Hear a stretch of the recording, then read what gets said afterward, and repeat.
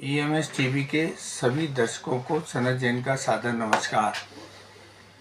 आज हम बात करने जा रहे हैं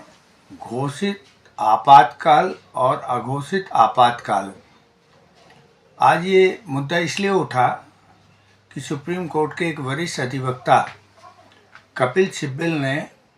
इंडियन एक्सप्रेस की संपादकीय में एक लेख लिखा है और उसमें उन्होंने कहा है कि देश में इस समय अघोषित आपातकाल चल रहा है। ईडी, सीबीआई, चुनाव आयोग और यहाँ तक कि उन्होंने न्यायपालिका के ऊपर भी सवालिया निशान लगाए हैं कि सरकार के इशारे पर ये सारी संस्थाएं काम कर रही हैं और ऐसी स्थिति में हमारा लोकतंत्र पूरी तरीके से खतरे में पड़ गया है। और उनके कहने का आशय ये था कि घोषित आपातकाल से ज़्यादा खराब समय इस समय अघोषित आपातकाल में चल रहा है।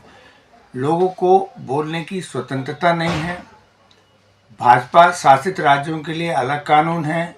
गैर भाजपा शासित राज्यों के लिए अलग तरीके से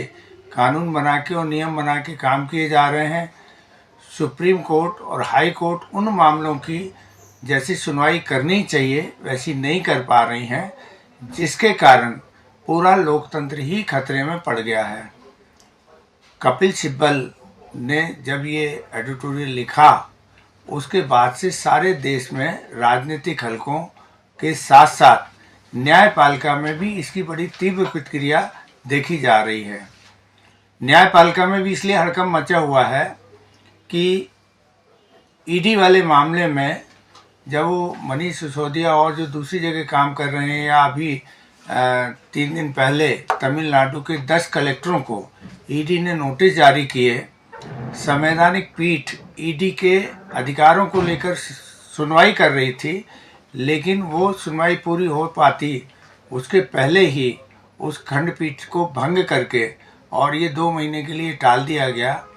महाराष्ट्र का जो घटनाक्रम था कि दल बदल को लेकर पिछले 1 साल से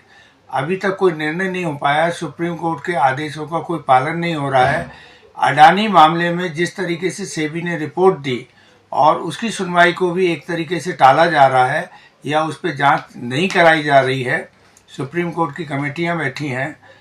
मणिपुर की घटनाओं को लेकर भी या और भी ऐसे बहुत सारे मामले हैं जो सुप्रीम कोर्ट के कहने के बाद भी या सुप्रीम कोर्ट की निगरानी में होते हुए भी एक तरह से वो सरकार को मदद करते हुए नजर आ रहे हैं,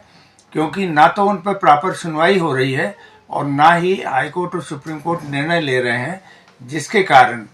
देश में बड़ी अराजकता का माहौल बनता चला जा रहा है। जिस तरीके से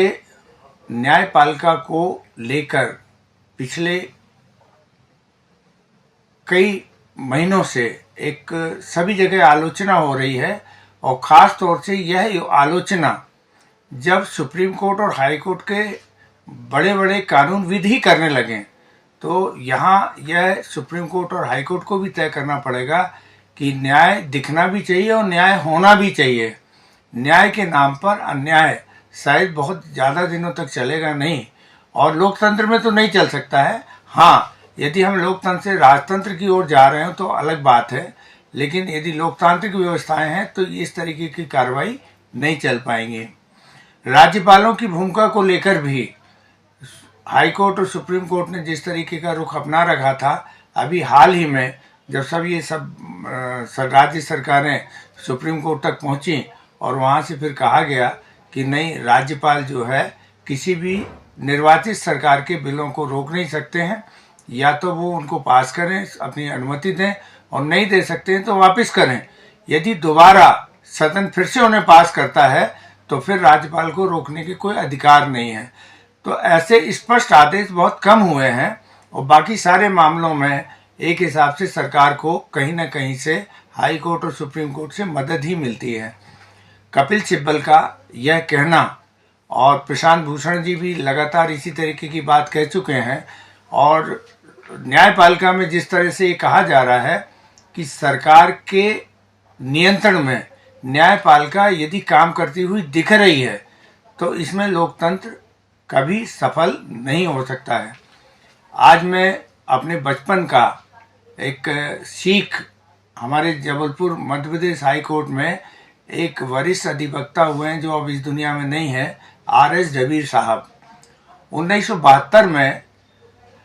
एक कानून बना था मुनाफाखोरी और जमाखोरी के खिलाफ। उस कानून में भी हाई कोर्ट की शक्तियों को या न्यायपालिका की शक्तियों को बाधित कर दिया गया था और उस मामले को वो हाई कोर्ट तक लेके गए थे। एसेंशियल कमोडिटी एक्ट में कोर्ट के पावर केंद्र सरकार ने समाप्त कर दिए थे, लेकिन वह मामला उन्होंने न केवल मध्य प्रदेश हाई कोर्ट में लगाया, उसकी सुनवाई भी कराई और उन्होंने ये कहा कि संविधान ने हमें मौलिक अधिकार दिए हैं और मौलिक अधिकारों को प्रभावित करने वाले कोई भी कानून, कोई भी नियम लागू नहीं हो सकते हैं, क्योंकि संविधान के मौलिक अधिकारों को यदि किसी नियम, कायदे, कानून से बाधित किया जाता है तो उसमें हाई कोर्ट और सुप्रीम कोर्ट को, न्यायपालिका को दखल करने का अधिकार है।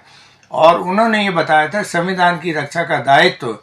न्यायपालिका के ऊपर है और उस पर इस तरीके की कोई ऐसी रोक नहीं लगाई जा सकती कि कोई मामला सुप्रीम कोर्ट या हाई कोर्ट सुने ही नहीं। आज हाई कोर्ट को सारे पावर वैसे ही हैं जो पावर सुप्रीम कोर्ट के जजों को है, लेकिन बड़े दुर्भाग्य का विषय है कि 2-2 साल, 3-3 साल तक संवेदनशील मामलों में सुनवाई नहीं होती है।